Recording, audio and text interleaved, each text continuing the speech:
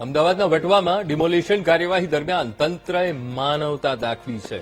દબાણ હટાવવાની કામગીરી દરમિયાન ભરવાડ પરિવારનો એક પ્રસંગ સાચવી લેવામાં આવ્યો. એક ભરવાડ પરિવારમાં શ્રીમંતનો પ્રસંગ હતો અને અધિકારીઓએ પરિવારના પ્રસંગ પૂર્ણ કરવા માટે 2 કલાકનો સમય આપ્યો છે. પ્રસંગ પૂર્ણ થાય ત્યાં સુધી દબાણ હટાવવાની કામગીરીને અત્યારે સ્થગિત કરાઈ છે. પ્રસંગ પૂર્ણ થયા પછી તંત્ર દબાણ હટાવવાની કામગીરી આગળ ધપાવશે. 2 કલાક સુધી રાખ્યું હે. 2 વાગતા બધું પતે હટાઈ દે પડી જાય છે.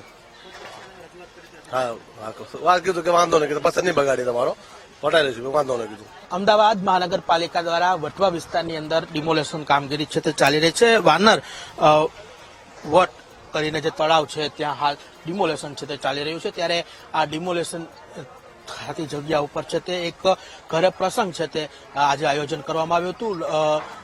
જે કહી શકાય કે શ્રીમંતનો પ્રસંગ હતો અને જમણવાર માટેની તૈયારીઓ ચાલતી હતી. બીજી તરફ કોર્પોરેશન છે તે અહીં ડિમોલેશન માટે છે તે પહોંચ્યું હતું. ત્યારે ફરી કોર્પોરેશનના અધિકારીઓને રજૂઆત કરવામાં આવી હતી. રજૂઆતના પગલે કોર્પોરેશન દ્વારા જ્યાં સુધી શ્રીમંતનો પ્રસંગ પતી ન જાય ત્યાં સુધી ડિમોલેશન ન કરવા માટેની તેમણે છે સૂચના આપી છે અધિકારીઓને. અને જે હાલ આ પ્રસંગ છે તેની તૈયારીઓ છે તે થઈ રહી છે. મહત્વની વાત છે કે ઘરે પ્રસંગ હતો ત્યારે પરિવારના લોકો છે તે ચિંતામાં મુકાયા હતા.